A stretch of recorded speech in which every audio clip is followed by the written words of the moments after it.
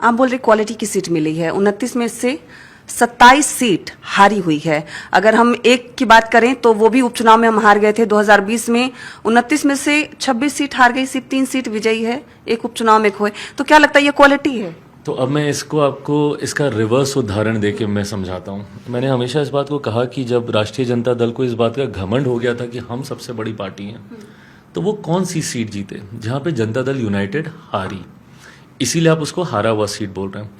पर उन सीटों पर भी अगर आप गणित बैठाएंगे तो उस वक्त भी जनता दल यूनाइटेड और लोजपा की अगर मतों को अगर जोड़ दिया जाता तो राजद हारती और वो हमारी जीती हुई सीट बन जाती। जिन सीटों को आप हारा हुआ कह रहे हैं वो उन परिस्थितियों में हारी गई जब एनडीए में बिखराव था 2020 में, बट यूनाइटेड एनडीए उस वक्त भी लड़ता, तब भी हम लोग ये सीटें जीतते। और खैर ये तो रही आंकड़ों की बात। अब मैं बात करूंगा अपने मेहनत पर, मैं बात करूंगा अपने प्रचार प्रसार पर, अपनी रणनीति के ऊपर, क्योंकि ये बात मुझे 2024 में भी कही गई थी कि भैया आप फलाना सीट हार रहे हैं, 5 सीटें आपने ऐसी ले ली, एक आपकी जीतने वाली नवादा थी वो आप छोड़ आए, बाकी आप ये हारेंगे, आप वो हारेंगे। बट इवेंचुअली हम लोग वो पांचों की पांचों सीटें हम लोग जीते। क्यों? क्योंकि हम लोगों ने मेहनत की, हम लोगों ने रणनीति उस हिसाब से बनाई। मैं ये मानता हूं कि अब महज कितना 20-25 दिन बचे हैं परिणामों को। 14 तारीख को जब परिणाम आएंगे, मैंने आज तक कभी किसी सर्वे पे मैंने विश्वास नहीं किया। सर्वे ने जब मुझे अच्छा भी दिखाया, बहुत कम बार दिखाया, अधिकांश बार तो मुझे लोकसभा में मात्र 2 सीटें ही जीतते हुए दिखाया था, बट मैंने हमेशा अपनी मेहनत पे मैंने विश्वास किया।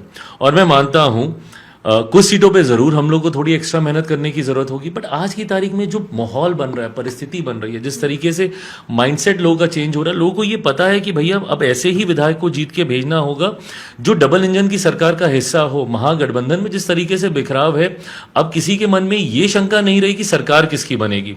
महागठबंधन जो सीटों की संख्या तक नहीं बांट पाया, वो बिहार को चलाने की बात करेंगे। तो ऐसे में जब एनडीए जीत के आ रहा है तो एनडीए के प्रत्याशी को ही हम जिता कर भेजें ताकि वो राज्य सरकार, केंद्र सरकार का हिस्सा बनकर हमारे प्रदेश का विकास कर सके। और जब अब बंटवारा, पिछली बार डिवाइडेड एनडीए था, इस बार डिवाइडेड महागठबंधन है। पिछली बार जिस भूमिका में शायद मैं आ गया था, इस भूमिका में तो महागठबंधन के अब घटक दल ही हैं।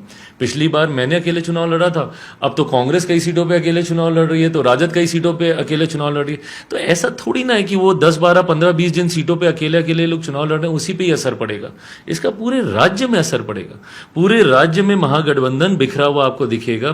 क्या एक जगह जहां पे राजद और कांग्रेस लड़ रही है तो किसी दूसरी जगह पे अगर सिर्फ राजद का सिंबल होगा तो क्या कांग्रेस के लोग उत्साहित होकर जाएंगे? कतई नहीं जाएंगे भाई। नेता ऊपर में मिल जाते हैं, ये लोग एसी कमरे में बैठ के सीटों का बंटवारा करते हैं, एक बार भावना समझते हैं कि नीचे उनके कार्यकर्ताओं की क्या भावना चल रही है। तो कल को एक बार मान लीजिए आज से 2 दिन 4 दिन के बाद ये लोग हाथ पकड़ के तस्वीर भी खिंचा लेंगे, तो क्या उनके जिला अध्यक्ष ये कर पाएंगे जो पिछले 4 दिन से एक दूसरे का विरोध कर रहे थे कि भाई तुमने क्यों सिंबल ले लिया और तुमने क्यों नॉमिनेशन फाइल कर दिया? तो जहां इस बार बिखरा हुआ महागठबंधन है, वहीं प्रधानमंत्री जी के नेतृत्व में लोगों का विश्वास बढ़ा है, मुख्यमंत्री जी के नेतृत्व में हम लोग चुनाव लड़ रहे हैं। मैं मानता हूं कि जिन सीटों को संभवतः डिफिकल्ट भी माना जा रहा होगा उसको भी हम लोग इजीली जीतेंगे।